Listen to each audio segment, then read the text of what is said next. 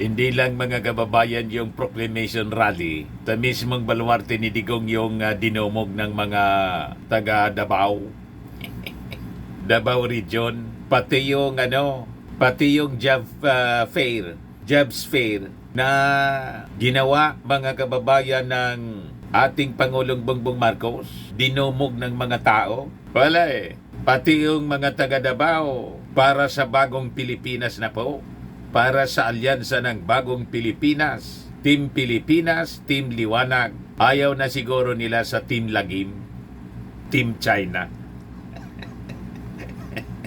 Sino man magugusto sa Team Lagim? Nang bukang bibig mga kababayan, wala nang iba, kundi yung patayan. Kaya yung latest na statement ni Digong, binanata ng ating Pangulong Bongbong Marcos. Yan po sabi dito sa report ng Manila Bulletin, PBBM hits Duterte in his own backyard. Sabi dyan, in his speech, Marcos unfazed despite being in Duterte's stronghold, lamented how the former president had to resort to joking about killing at the PDP Laban kick-off rally in San Juan City. Sabi ng ating Pangulo, siguro akala nila wala silang pag-asa, kaya papatay na lang sila ng 15 senador. Ang iniisip lang nila, ang kaisa-isang solusyon sa lahat ng problema ay pumatay. Pumatay pa ng Pilipino. Nakapagtataka kung bakit ganoon. Maintindihan mo rin. Dahil kung ako nga ay nasa kabilang partido at itong mga ito ay kaharap natin, ay nako, baka mahirap na kampanya ito dahil mabigat ang kalaban. Patutsada pa mga kababayan ng Pangulong Bongbong Marcos na talagang tumapang na po. Mismong baluarte ni Digong, binabanatan yung dating Pangulo.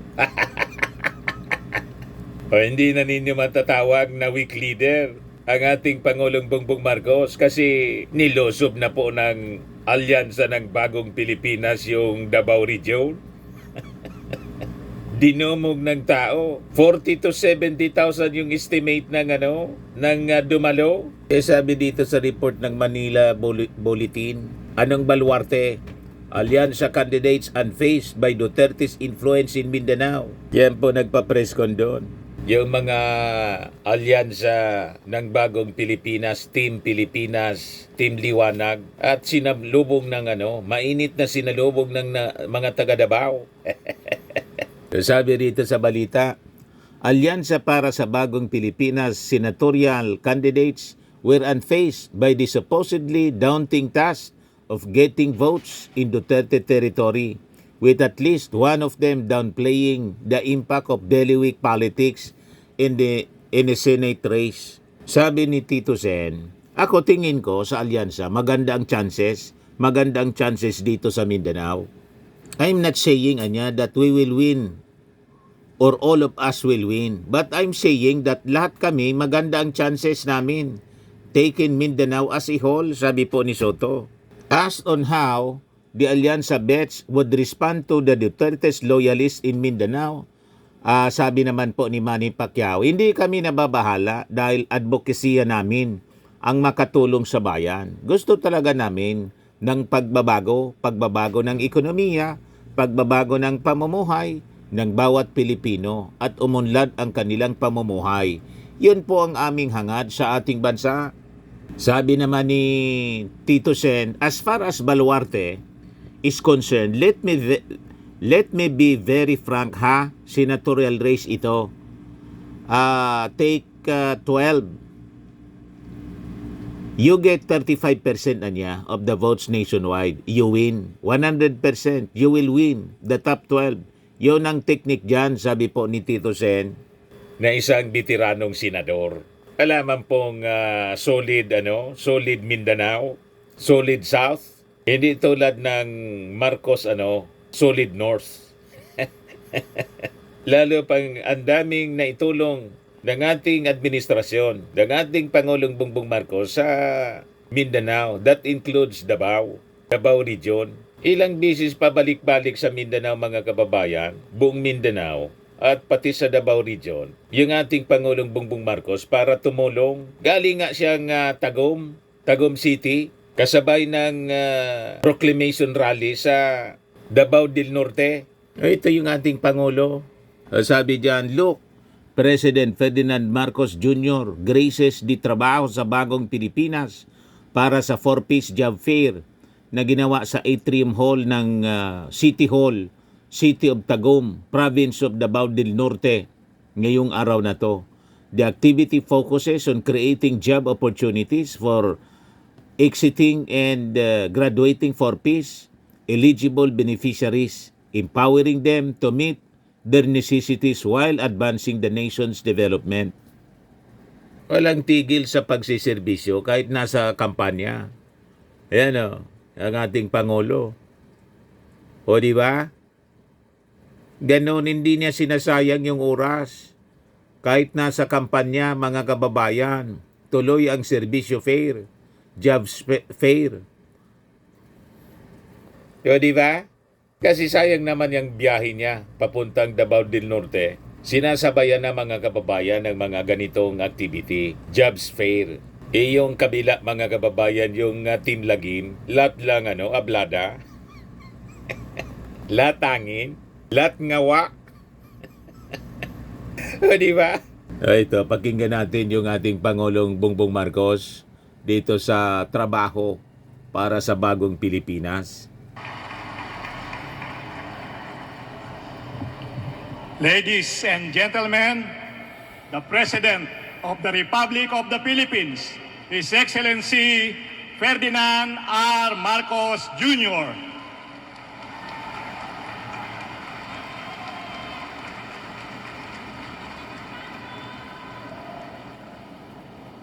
Maraming salamat sa ating kalihim ng DOLE, Secretary Benny Laguespa, sa iyong pagpakilala. Andito rin po ang ating DSWD Secretary, Secretary Rex Gatchalian, at kasama natin ang Special Assistant to the President, Secretary Anton Lagdameo. Andito rin po sa kasama natin ang Mindanao Development Authority, Secretary Leo Magno. Babati rin ako sa ating butihing City Mayor ng Tagum, Mayor Ray Uy, Davao del Norte, Vice Governor De Carlo Oyo Uy, at ang pinakamahalaga na bisita na nandito ngayon ay ang mga beneficiary ng DSWD assistance ng AIX at yung mga beneficiary ng DOLE tulong pangpabuhay sa ating disadvantaged displaced workers o TUPAD program. Ang aking mga kasama sa ating sa pamahalaan, magandang hapon po, maayong adlaw kaninyong tanan. Unang-una, magpapahabol po ako ng greetings sa belated Happy Valentine's Day para sa inyong lahat. Sana naman po yung Valentine's Day celebration niyo ay naging romantic. Base po sa inyong ngiti at masiglang pagsalubong sa akin ay mukhang maligaya naman ang inyong araw ng puso. Para naman sa mga NBSB or NBSG, alam niyo ba ibig sabihin nun? No boyfriend, no girlfriend since birth. Malay po ninyo, sa libu-libong tao na nandito sa job fair ngayon, baka nandito na yung the one. Baka yung siya na ay nandyan na. Sa mga totga, alam mo yung totga, the one that got away. Baka nandito rin po ang yun yung hinahanap. Kaya lingon-lingon din. Baka naman ay swertehin pa. Ako po ay sumadya dito upang makita kung maayos po ang patakbo ng programa natin sa DSWD, sa DOLE at saka sa DA. Alam niyo po, ang serbisyo namin sa gobyerno tulad ng pagmamahal, buo, kompleto at hindi nang iiwan. Meron po tayong job fair at lahat ng kailangan ninyong dokumento mula sa gobyerno para sa paghahanap ng trabaho, andyan na rin. Pagkatapos niyo pong maghanap ng trabaho, maaari naman kayong makapamili ng mga murang produkto. Sa kadiwa naman, ang job fair po na ito ay inorganisa ng iba't ibang ahensya ng gobyerno tulad ng DOLE at saka ng DSWD. Kasama lagi ang ating mga LGU. At kailangan maganda ang kanilang coordination para mabuo, maging maganda ang ating mga job fair, ating pagbibigay sa 4Ps at yung ating kadiwa. Ito ay bilang pagtupad sa aming mandato at sa aming pangako na itaas ang antas ng pamumuhay ng bawat pamilyang Pilipino, lalong-lalo na sa ating mga benepisyaryo ng 4Ps at saka ng tupad. Patuloy din namin pinapalakas ang paghahatid ng mga serbisyo para sa inyong lahat upang matulungan kayo na makahanap ng trabaho at magsilbing hakbang tungo sa pagkamit ng inyong mga pangarap sa buhay at para sa inyong mga pamilya. Hindi lang bastang pagbibigay ng trabaho, ginagawa rin natin ang tinatawag na matching. Pinagbabagay po natin yung mga kakayahan ng mga naghahanap ng mga aplikante doon sa trabaho kung saan bagay siya, kung anong klaseng trabaho na kaya niyang gawin. Ito ay ang paghahanap ng trabaho na akma sa inyong kasanayan upang matiyak na ang inyong hanap buhay ay tumutugma sa inyong pagkakaalam. Sa ganitong paraan, masisiguro natin ng inyong talento, galing at husay ay nabibigyan ng halaga. Narito rin po ang ilang ahensya ng gobyerno tulad ng Public Employment Service Office, andito rin po ang NBI, SSS, Pag-ibig, PSA, upang magbigay ng mga dokumento, ng mga clearance at iba pang mga impormasyon at dokumento na kinakailangan ninyo sa paghahanap ng trabaho. Narito rin ang DTI, ang PRC, DepEd, TESDA, nandito po silang lahat para hingan ninyo ng gabay, ng tulong, ng advice kung meron kayong gustong malaman tungkol sa inyong karapatan bilang manggagawa at kung paano kayong magiging matagumpay sa inyong karir. Baka pwede rin po silang magbigay, dahil Valentine's, baka meron din silang love advice. Kaya nagpapasalamat ako sa lahat ng dumalo rito.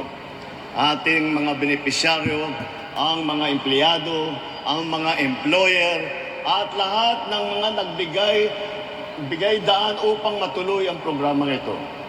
Nakita nga namin na matagumpay ang mahigit 1,900 job fair sa buong bansa na aming isinasagawa nung nakaraang taon. Sa mga job fair na ito, on the spot, na meron nang nakakuha ng trabaho ng mahigit 66,000 individual. Noon nga pong inilunsad yung trabaho sa bagong Pilipinas para sa mga benepisyaryo naman ng 4Ps, iba pang kababayan natin nitong Enero, mahigit naman 9,000 katao po ang nag-apply at mahigit 1,000 naman ang hired on the spot. 75 nito ay 4P na beneficiary. Patunay po ito, napakagaling talaga ng Pilipino, lahat ng ating mga kababayan. Kailangan lang ng pagkakataon katulad ng job fair na ito. Kaya naman, gagawin ko po lahat para itong programa na ito ay magkalat sa buong bansa. Hangad ko po ang inyong tagumpay. Kakambal nito ay ang aking panawagan na sana po ay mapalawig pa ninyo ang mga pagkakataon at oportunidad na nasa inyong harapan. Naniniwala ako na ang bawat isa sa inyo ay may kakayahan at determinasyon upang gawing produktibo ang inyong pamumuhay. Isabuhay natin ang pagiging bagong Pilipino. Ang Pilipinong disiplinado, masipag, magalang, at may malasakit. Ito ang magdadala sa atin tungo sa bagong Pilipinas na ating pinapangarap. Ang bawat isa sa atin ay may kakayahang nakakapag-ambag sa ating mga komunidad at sa ating bansa. Sama-sama natin itaguyod ang mas maliwanag na kinabukasan para sa bawat Pilipino. Sa ating pagsusumikap at malasakit sa kapwa, tiwala ko na makakamit natin ang isang mas maunlad, produktibo at progresibong bagong Pilipinas. Basta po tayo ay magsama-sama. Basta po tayo ay nagtutulungan. Basta tayo ay kapit-bisig na humaharap sa mga problema na dumadating sa atin at sabay-sabay natin binibigyan ng solusyon at sabay-sabay tayong patungo sa ating minamahal na Pilipinas, na bagong Pilipinas. Mabuhay ang Davao Region! Dagang salamat! Mabuhay ang Pilipinas! Daghang salamat, mahal na Pangulo. So, di ba mga kababayan? Nilosob ng ating Pangulo, tapos ng Team Liwanag, Team Pilipinas, yung baluarte ng Team Lagim, Team Lagim, Team China. Talagang matapang yung ating Pangulo. Binanatan si Digong doon mismo sa baluarte niya. O di ba? Sa mga naghanap ng malinis and spacious fitness gym, pumunta lang po kayo sa aming Colossal Fitness Gym. We also offer Grab Car Rental with our brand new 2023 model ng Toyota Innova. We also accept booking for those who are planning to travel via PAL, Cebu Pacific, and other airline companies, local and international, and bills payment for Meralco Bills, PLDT, Aleco Bills, etc. Ang Colossal Fitness Gym is located at 3rd floor Security Bank Building, Landco Business Park, Legazpi City, Albay. For inquiries, look for Chilon Maravillas. Contact number 0966-802-0949. Yan yung aming Innova. Lagi na pong matao sa amin. Pati mga foreigners po, tingnan ninyo. Mga British tourists sila. Ang lalaki ng katawan na, mga kababayan, nag-gym sa amin. Ito naman po, Indian National. Ito mga mga European sila. Ito naman yung bago naming product na binibenta online, iGlow Serum.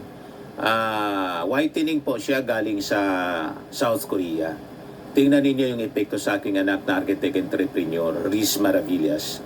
For inquiries, look for Riz Maravillas on FB. Ito naman po, Firmax Framing and Lifting Cream. Pinapahid po ito sa mga pulses and affected area. Mainam po ito sa mga pains at paninigas na mga kaso-kasuan. Ito po, Automax Radiant Serum. Sa mukha naman yung application. Anti-aging po siya. You will look 10 years younger than your age. Sa mga cancer patients naman po, baka lang gusto ninyo itong itry. Nengxia Red Mix Fruit Drink. Hindi man po siya gamot, food supplement siya. Kaya lang, gawa siya mga kababayan sa goji berry. Yung goji berry may anti-cancer properties. Yung mga inquiries ninyo, dumiritso na lang kayo sa aming messenger sa Facebook para masagot namin agad. Ayos po. Ako po si Dante Maravillas. Bye-bye. God bless.